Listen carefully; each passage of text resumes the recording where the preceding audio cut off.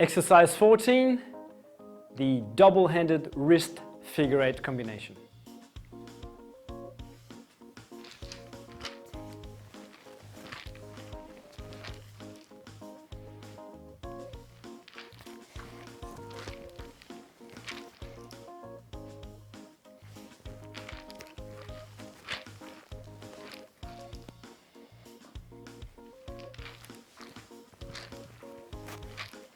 Let's look at it from the side.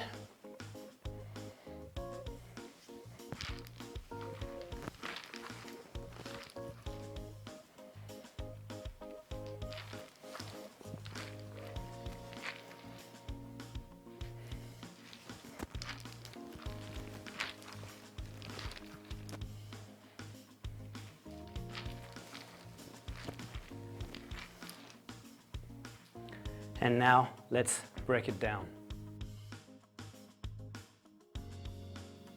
We have seen in some of the previous tutorials how to switch hands in this way, right? So from here I go behind the back and switch the hands. But now what we're going to add is the forward momentum of the club to assist a forward wrist circle. It's very counterintuitive because the club is going to fall back, right?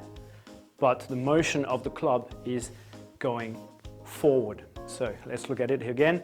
As I swing the club forward, it's going to fall back on itself and I'm going to pull it down into the order position. Okay? So don't try to stay static with the wrist in one position. It's going to change levels throughout the swing.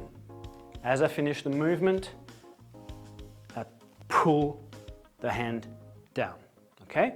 From here, I'm going to grab the hand, two hands on the club, and I'm going to point the club forward into a figure eight. And this will be combined with a small stepping motion. But first, let's look at the actual movement of the club once I've got two hands of it, okay? So I'm gonna pivot into the club. Club is pointing forward. Now it's going to go down and I move with the club. Now it's again pointing forward and my shoulder, the front shoulder is leaning into the club. Down and up again. Remove the top hand and you're ready to switch hands. Yeah. So I lean into the club is pointing forward, I go down to the ground, up again, and I've switched my position. Now I'm leaning again into the club with the shoulder, down to the ground, up again, and switch. Okay? Side view again, so from here, lean into it, down, up. Okay, so my hands are driving the club into that figure eight pattern. And you have to keep it nice and tight and close to the body. And notice how I'm pivoting on my feet to assist the rotation, okay? So this is what you have to first master. Once you've got the movement with the club in order, then you can start adding the stepping, okay? And it looks like this. So we're just finished one repetition. We're switching behind the back. We've got a forward wrist roll or wrist circle.